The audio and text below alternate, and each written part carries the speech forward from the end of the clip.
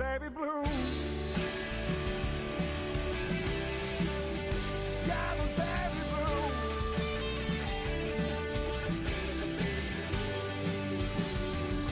A broken man without a past. A fragrant aimless without a mouth. Took 2 long breaths and just one more till my lungs couldn't hold another. For you and me.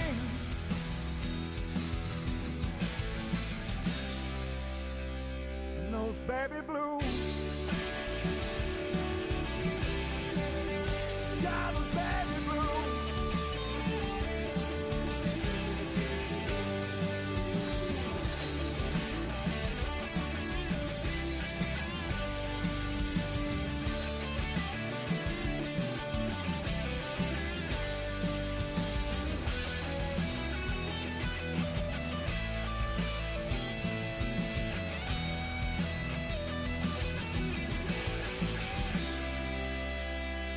Those baby blues. Yeah, those baby blues.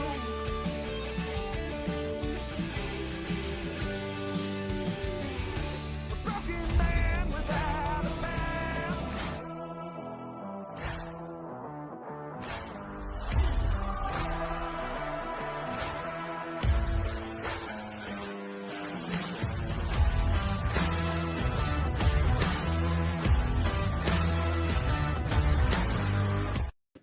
Yeah, what is up, 24/7 Buff Pandemonium? It's your guy, Swank. It is Sunday. It's 3:01 p.m. Eastern Standard Time. That can only mean one thing. It's time for the official kickoff show of the Buff fan base. That is Sunday Sessions. As I said, my name is Swank. I'll be your host tonight. Down below me. Now, if sound was silk, this is what you would feel in your eardrums when you listen to this just sultry voice telling you all the best takes in the whole goddamn East Coast. This is my boy Ryan Thomas from the Thomas Take Sports Podcast. RT, what up tonight? What is going on, Swank? What is going on, Scott? The intros are always on point, as is this show, Sunday Sessions. A lot to talk about as we got a big test, another Sunday, another test to pass. Hopefully the Bills can respond. Let's get after it. She's a biggin', and let's get She's a after it. biggin'. Indeed. Right next to me over here, my brother from another mother, the scooterist of gooterist. Scott, what do you got tonight? We got a big game, huge game. I mean, we're 7 in the wild card, and they're 8 right on the outside. A lot of ways this playoff picture can look after this week, but a huge game for sure. We got a real good friend, Eric Gordner, who's watching. He's a Bills fan if he's not shooting for the Steelers, so there's some bragging rights for this game too. So I'm excited to see what this active list looks like. I'm anticipating it for sure. You are anticipating it, as is the rest of everyone that is viewing right now. Oh my God. We're part of the Buff Fan Base Network. Super stoked to be. Also sponsored by 26 Shirts. Go 26shirts.com. Give them all your money. Great threads. Great charity giving back to families in Western New York. It's a win-win-win-win-win-win-win. Part of the reason that we love doing this show an hour and a half-ish before kickoff is the inactive list comes out, and the one that we love ever so much is from Buffalo Bills PR. It is right here, if you can see it. I can see it. All the inactives, as well as all the starters that dressed today, for the entire damn team. Now, inactively, we have Joshua Palmer, Terrell Bernard, Jamarcus Ingram, Fedarian Mathis, Deion Dawkes, Spencer Brown, and goddammit, Dalton Kincaid, who was questionable going into this game. TB, Deion, and Spencer, we all knew coming in. I think Joshua Palmer might have been a question mark as well. But hell, wow. I think this is a quick vote on the panel. Worst one of the year? Yeah. Yeah, I would say Considering so. both our tackles are out for sure. Yeah. All right, we'll shoot her right down south to RT. What do you think about this list, buddy? Well, as you said, it is the worst one of the year, just based on the amount of starters that are out, top to bottom. To be honest with you, Josh Palmer. Seems like they really missed him post that Atlanta game when he got hurt, and they were trying to get him back and getting him back in the swing of things. Now he's out again. Terrell Bernard, it's been a weird year for him. Just kind of durability wise, he hasn't really been able to stay off of his back in a game. It seems like every single week he's suffered some sort of injury, minor or major. Obviously, this one major being that he's out today. And then the two tackles, Dion and Spencer Brown. The thought, going into training camp was that the Bills' offensive line is one of the deeper units, on their team and maybe even in the league for an offensive line unit. That will be put to the test today. We're going to find out just how depth-filled this offensive line is with Deion Dawkins and Spencer Brown out, with T.J. Watt and Cam Hayward, wreaking havoc as they've done for a long time now. And now, Dalton Kincaid, he is out as well once again. So it's a list overall that sucks. What's intriguing is Keon Coleman is active. Brandon Cooks is active. So I'm curious to see which one of these receivers is going to be the Robin to Josh Allen's Batman today, because somebody's got to step up. I've been saying it all season long, and that's what's made this season very frustrating, is that Batman hasn't had his Robin yet. We got to find out who that is today. And I would say that Batman hasn't had his Alfred. No. The booth, drawing up the good plays to get the Joker, if you will, to keep the analogy rolling way too far. But, or is Lucius Fox either. His gadgets. That was the longest day of Josh Allen's life. Scooter Magoo, man, what do you think? What's your take on this list? My take is I think there's going to be a big tell of how Joe Brady calls this offense. You don't have your tackles. You don't have your star tight end still. And you're bringing in two guys. Brandon Cooks obviously just signed this past week, which I think is a decent signing considering Elijah Moore's out and all that stuff. But you don't have a lot to play with.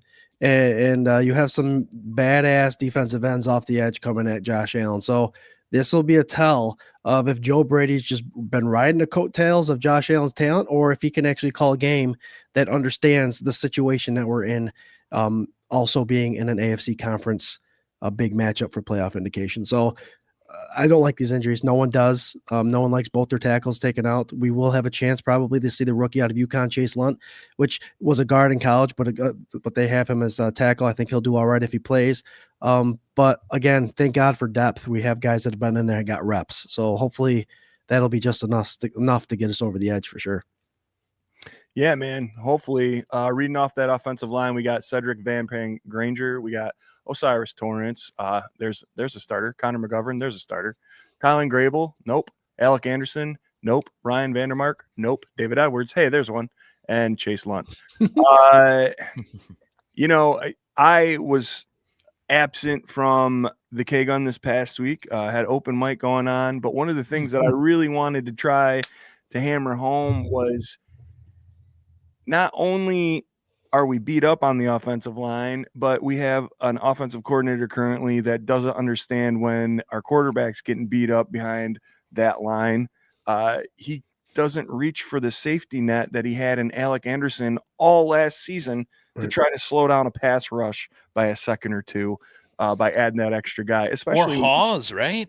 Or Hawes. I mean, either way, adding that sixth guy to try to slow down a pass rush that you can't beat. I think this is the problem with the trenches. Definitely offensively this year. Defensively, this probably has been a problem longer than just this season.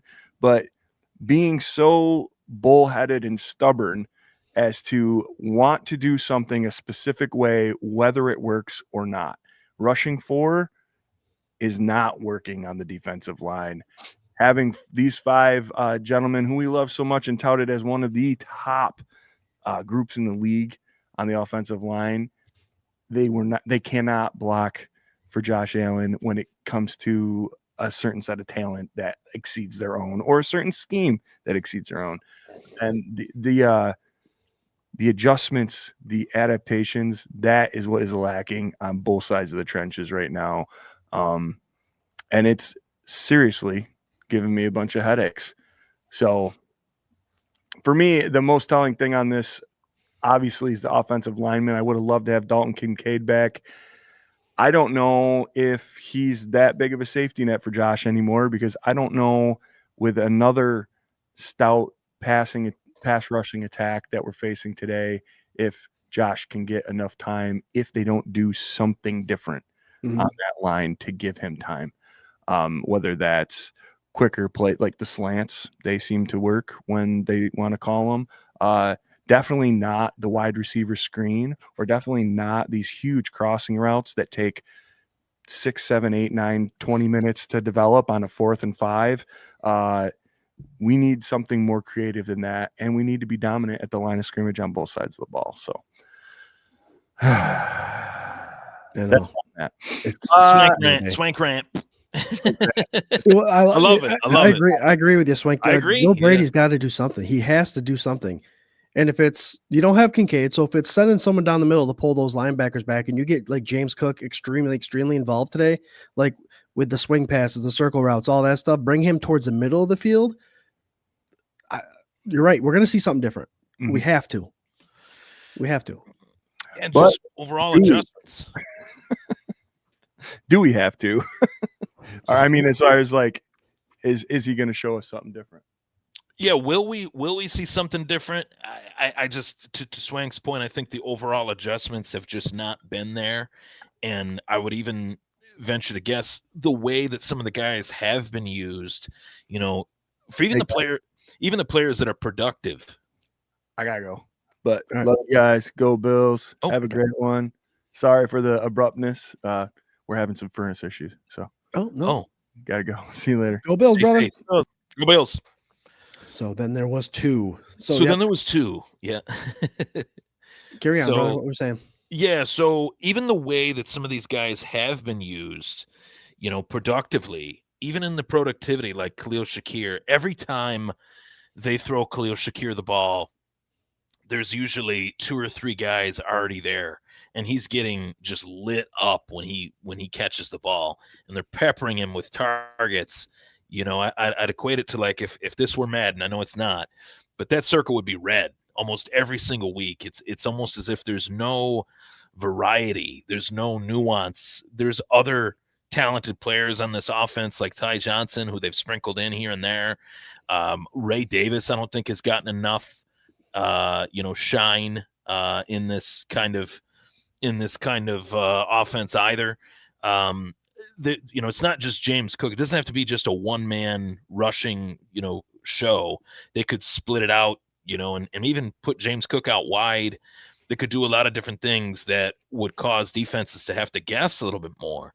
Have they really been healthy all year? Like, I feel like every single week when we do this, like we come down to it, we don't really know where they stand offensively because of the lack of adjustments that Joe Brady's shown, but also because it seems like every single week somebody major is out for one reason or another, whether it's health or disciplinary reasons for Keon. It's just been a little bit of a headache this season in terms of just durability and being available. But every team deals with injuries too. I don't want to make that an excuse.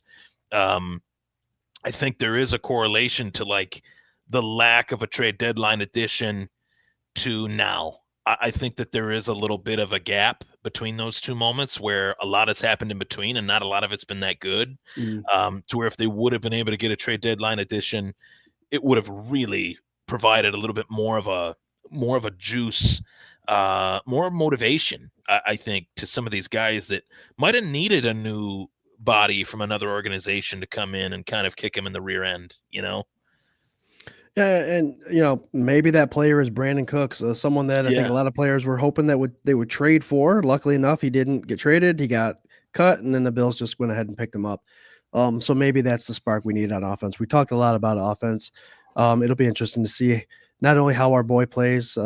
Does he have to put on the cape and be Superman today, or is Joe Brady going to help him out with the play calls? Yeah. How about this defense? What's it looking like to you, RT? Looks like run of the mill for our defensive ends: Rousseau, Solomon, Epinesa, and Bosa. Tackles: Phillips, Jones, Walker, Sanders, and Ogunjobi. Joby. I think those are names that we thought we would see in the beginning of the season, other than Jordan Phillips. Obviously, with the Dwayne Carter injury and all that stuff, we would see him. Linebackers, Dorian Williams, Andreessen, Thompson, Spector got brought up, and Milano, no Bernard, as we're aware. So again, everything's laying heavy on Matt Milano as our linebacker. And then it looks like our safeties are Johnson, Poyer, Bishop, White, Franklin Jr., Hairston, Hancock, Lewis, and Benford. Any surprises there? No surprises, really. I mean, in terms of guys that are going to have to step up, I am excited to see the defensive line with TJ Sanders and Deion Walker. Seems like that's also been something that's been missing consistently. We've seen it. We just haven't seen it consistently. Deion Walker is a mammoth of a man. TJ Sanders is a supremely athletic defensive tackle. I would say he's one of the most athletic players coming out of the combine going into last year's draft. A guy we were hoping that would get to the quarterback for sure. Yes, yeah. So we need to see a little bit more out of those guys, especially in this matchup here. You know, Aaron Rodgers is 40 plus, one of the most immobile quarterbacks in the NFL, maybe the slowest quarterback in the league at this time. I can't come up with another guy, maybe Stafford, and that's for similar reasoning that these guys are long in the tooth. Rodgers is actually coming off of a left wrist injury, still pushing forward, trying to play in this one. So I want to see Buffalo get to the quarterback. We talk about it every week. They've invested so much in this defense in terms of the front seven, front four. And I want to see more different pressures. We talk about adjustments with Joe Brady and his lack of adjustments. I feel like there's been a lack of adjustments defensively as well. They've been a little bit undermanned. They're a little thin on defense, but we could still see some adjustments where we see, you know, a linebacker blitz with Matt Milano or maybe a up the middle blitz with Shaq Thompson. You know, I want to see some different things defensively from what we've seen to take a little bit of pressure off of the guys that have really had a lot of pressure on their shoulders. If you were to tell me, you know, 11, 12 weeks ago, is Cole Bishop going to be the best player on this defense?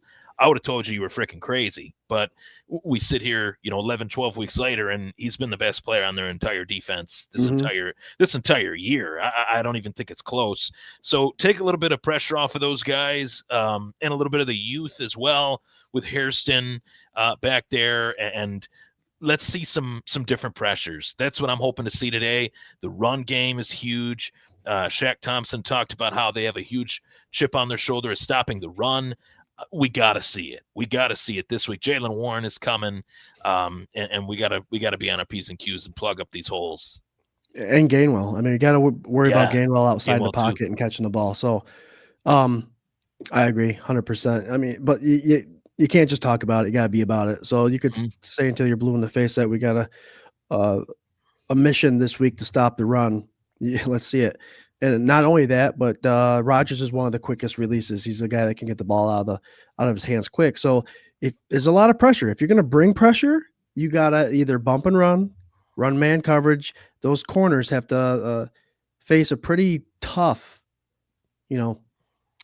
wide receiver core for sure. Yeah, DK's for real. Yep, he's tough. That's where I was going with the toughness. I mean, strongest wide receiver out there potentially. Corey Blaine, what's up, Bills Mafia at 24/7? Game day, let's figure something out. Yes, come out with the dubs. I don't care what you got to do. Debbie Emerton says sitting at my local. Hey, Mafia, go Bills. What's up, Debbie? We got Robbie Snyder. Hey, Swank, Ryan, and Scooter, go Bills. What's up, Robbie? 12-man Mafia. Joey Hatch. John Askew. What's up, John? Give it to him, Bills. We agree. And John Roberts says, can you post the active roster on Facebook, please? We're a bit busy now, John. This is pretty much it, right? Yep. You can click and highlight and write. This is it. This is the roster. So we like to hit up the comments for sure. We're going to hit up some score predictions and some what the offense and defense have to do to come out with a victory. We've got a couple nice videos to show you too. So let's start off offensively. RT, I know we talked about with the injuries, we kind of touched on that a little bit, but offensively with what we saw the Bills bringing to the table, what's your game plan? What do you have the focus for them? Well, I want to see them run the football, take a little bit of pressure off of Josh Allen, and I want to see them run the football in a sense of not just using James Cook. I know James Cook is the guy that opens things up, and he's the most dynamic runner that we have, but I also want to see short and simple, short and easy. If we don't have the guy, right, that alpha let's just say if we don't have a DK Metcalf, right, at 6'3", 6'4", 230 wideout on this team, which we don't have at the level of DK Metcalf, right? Let's make it a little bit simple. Let's move the chains effectively. Let's be methodical. I think that's where the Bills offense can be successful. And I think that's where they have been successful when they've won games. And keep in mind, Bills Mafia, they've won more games than they've lost. They've just lost games that we didn't think they would lose to teams that they shouldn't have lost to. So when they've won games, they've been able to move the football effectively, move the chains, kind of dink and dunk, and they got guys that can do that. The Khalil Shakirs, Dawson Knox is huge in this one, and Ty Johnson and Ray Davis, as well as Cook. Those are the five guys that I would say I'm kind of pinning my hopes on. Yeah. Any other contribution outside of those five guys is a bonus. If it's Gabe, if it's Cooks, if it's Keon. I mean, this is a huge, huge game for Keon Coleman, being that he's back for the first time in 3 weeks. So we need to see a Keon moment, whether it's a stat line that's 2 catches for 50 yards, as long as there's one catch in this game that Keon Coleman has that is a pivotal moment in this game, he could kind of dust off the shoulders a little bit, get the dirt off the shoulder, to take a line from Jay-Z, and just get back in the rhythm of it. This kid was picked in the second round for a reason. He was in that kind of hub of players for a reason. There is talent there. It's just a matter of applying it and putting it out on the field. So I want to see them be methodical, and I want to see a heavy rushing attack today too. There you go. So for our offense, I'm getting from URT, Keon Coleman, 2 catches, but one of them has to be significant in the game. Yes, and whether it's a touchdown or not, if it's a 30-yard pass or 40-yard pass, there's just got to be a clutch down. I'll even say third down situation where Keon Coleman is 50-50, and we see that 50-50 ball guy that made him like a Mike Evans light, Julio Jones, AJ Green light that I compared him to, 2 Aprils ago. So I really hope that we see that today. I think that'd be huge for his career and huge for the Bills. It kind of has to be huge for him. And then obviously if he puts up a big old fat stinking 0 or doesn't contribute anything to this offense today, after the 2 weeks, we'll call it a 2-week suspension from the Bills. Yeah, sure.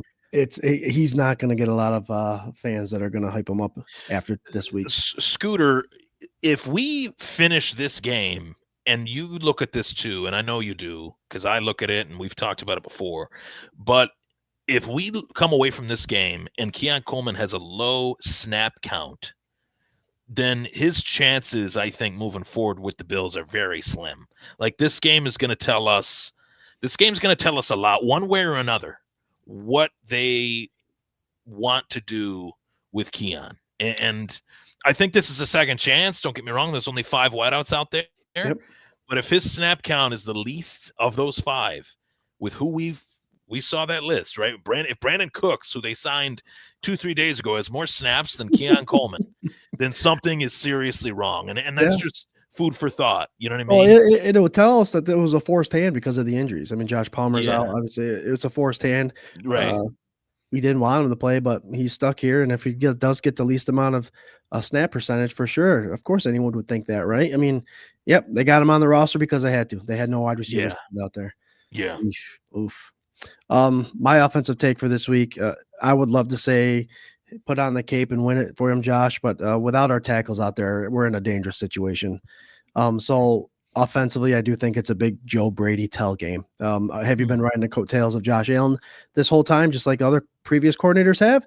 Or are we going to go ahead and call a smart game plan for him? I don't want none of these stinking 13-10 football games. That's not the game I want.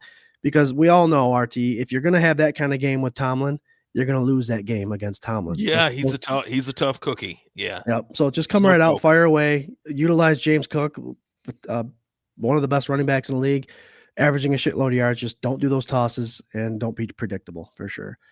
Obviously, we got a defensive side of the ball.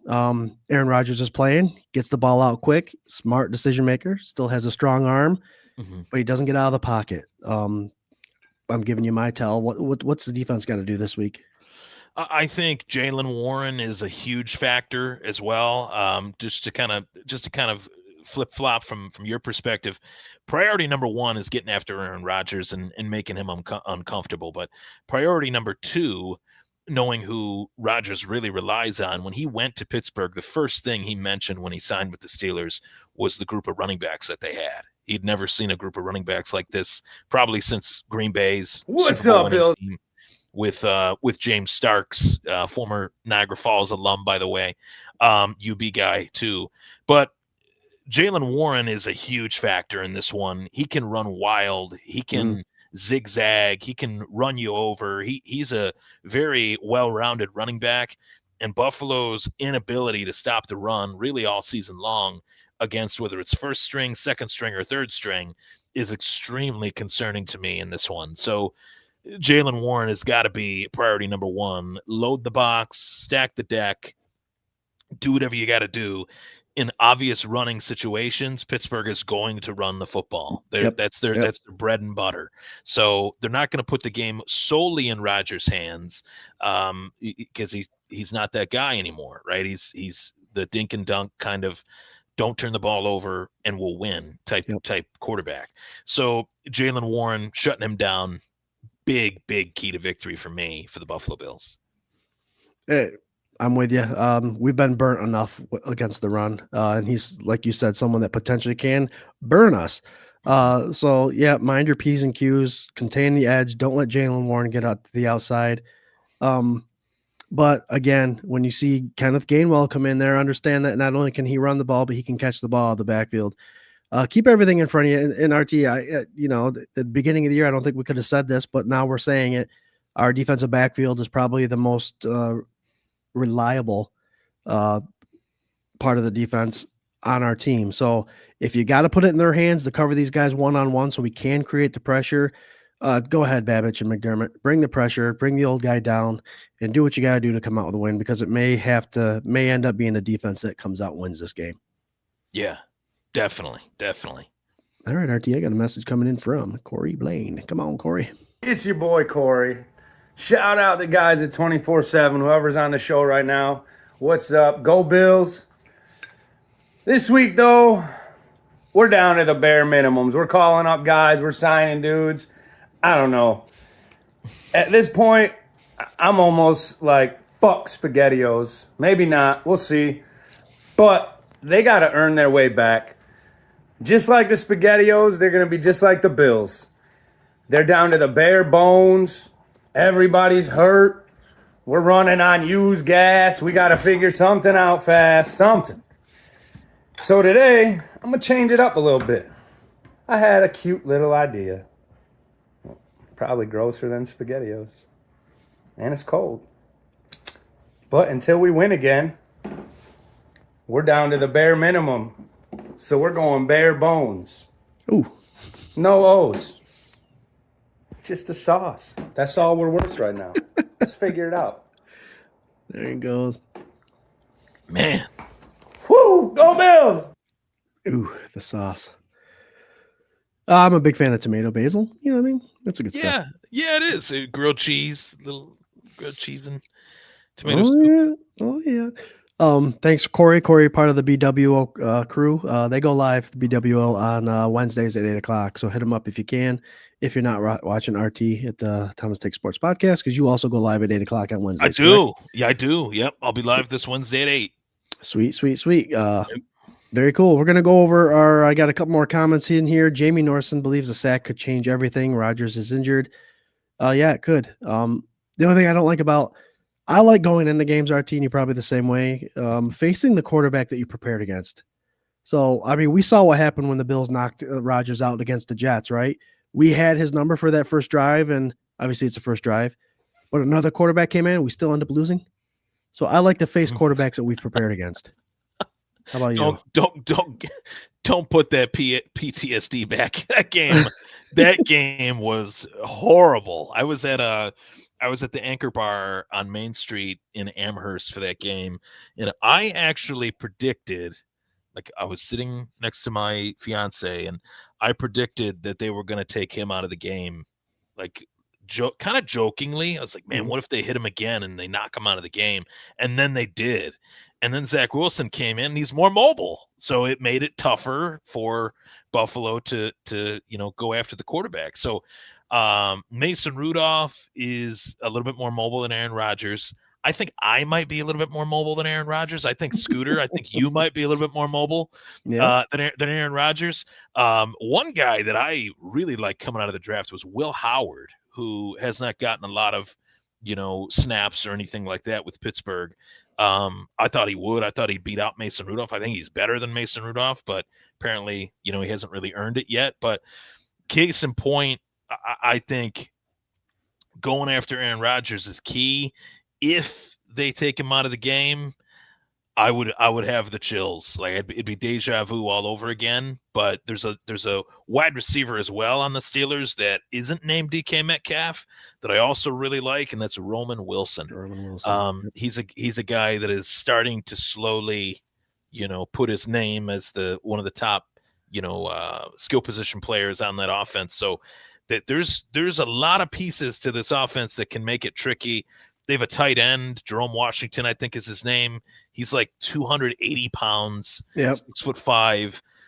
That could be a force to be reckoned with a lighter defense in terms of weight on Buffalo's defense. It's just that to me, Scooter, is what really bothers me the most is these stretch runs, these toss runs. You can almost see the physical, crash of the opposing offense and the Bills defense. You can see the difference in weight, the lightness of Buffalo's defense compared to the heaviness of the offense that we're facing. And I think that's why this defense has been banged up. I think they're a little, dare I say, too light in the loafers in terms of LBs. They need some thump. And that's something that we'll talk about, I'm sure, come draft time, come free agent time this offseason. Yep. Yeah, and that's the thing. They could do a double tight end look and run the hell out of the ball against our underweight. But yeah, I was a fan of Darnell Washington. I thought he should have come to Buffalo there as he fell in the drafts, but he's a big boy. You're talking about Will Howard, a guy that played at Ohio State. I honestly thought he'd be there starting by half of the season because I didn't think Rodgers had it in him. But big win for Ohio State yesterday, by the way. That guy fumbled before he went on the back of the end zone. Just saying. My boy Scott Ryan, I coach with him, big Ohio State fan. So what's up, Scott? But yep, I agree 100%. I think the defense, you got to choose what you want to do and be efficient with it. I don't want to see you putting hands on the quarterback, let him get free because he will burn you if you give him a second chance after the first hit. Yeah. Doug Augie says, let's go, Doug. We are hitting overtime right now. So obviously there's a little bit of a little. Here we go, folks. We're in overtime.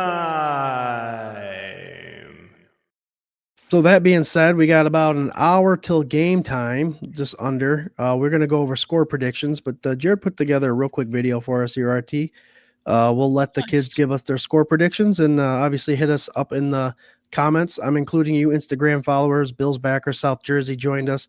Lucas Graham, Hit Factory, Oscar Plikas, Tracy Pagano, and Chuck. Your comments don't come up on here, guys. We apologize, but I did want to recognize you guys for joining us and supporting us. Let's get those score predictions, and we'll get the panels. Hey, Bills Mafia. This is the Mini Mafia score predictions. I believe it will be 31-16. Bills. Go Bills! Yes, Bella. Go Bills!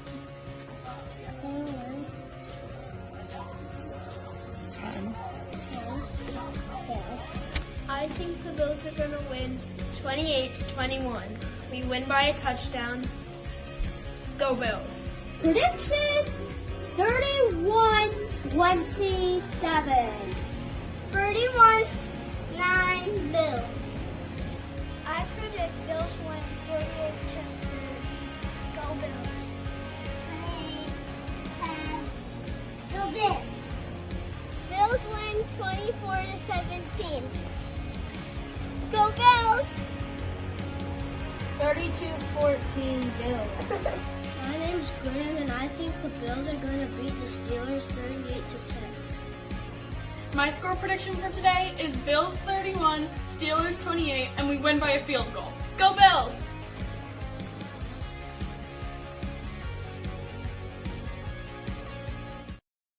Dang, a lot of 30s. A lot of 30s. They got the 30 burger.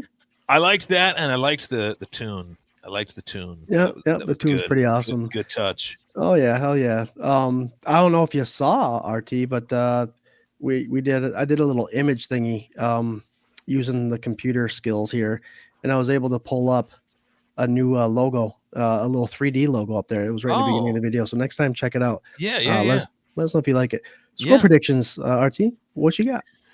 I'm going to keep the theme of the 30 burger. I'm going to go 30-27 Bills. I think it will be a little bit back and forth. Keep in mind, when Josh Allen talks about the guys that he grew up watching, the guys that he tried to emulate, prime Aaron Rodgers, you squint and you see some similarities, dare I say it, between a prime Aaron Rodgers and a prime Josh Allen. So I think we're going to see, very nice, very cool. I think we're going to see them go tit for tat, back and forth a little bit, and I think Buffalo will get it done, a late touchdown. I'm going to go Dawson Knox in the end zone for 6, putting the Bills up 30-27, and the Bills leave Pittsburgh with a W. There you go. I'm going to stick with my score from earlier this week. It was 3.5 points for Buffalo. I'm going to go a little over that. I think I said 28-21 or something like that. I think the Bills do score a handful of touchdowns thanks to Josh Allen. RT, it's frustrating watching him get 6 total to 0 total. So I'm going to split that in half and say Josh Allen is responsible for 3 of those, and then James Cook will get another one. So hit up your FanDuel, whatever you guys are doing to earn some money. But 28-21, we hold on to that wild card, and I think we got a little help this week. I'm already as it is as far as the playoff indications go. So that is our score predictions. We have a Paulette Brown score prediction coming in 38-24. She says, "Good afternoon, my Mafia family. Let's go Buffalo." And that concludes the show. It's a 4:25 game, everyone. I'm a fan of the 1 o'clock still. There will be a 1 o'clock game next week against the Bengals, and I hate talking about the future, but here we are having a Finger Lakes Mafia watch party. Us boys here at 24/7 Buff Pandemonium will have a watch party right from Dirty Jack's bar there in Phelps, New York. It's a 1 o'clock game.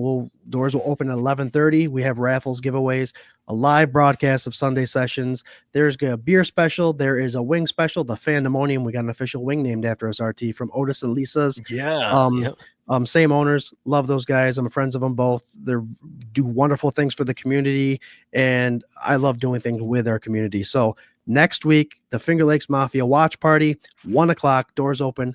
1 o'clock game, doors open at 11:30 at Dirty Jack's there in Phelps, and food provided by Otis and Lisa's. Can't wait for it.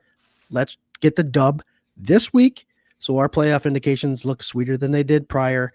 And until then, drive safe, drink safe. I'll go Bills. Go Bills. There you go. Go Bills.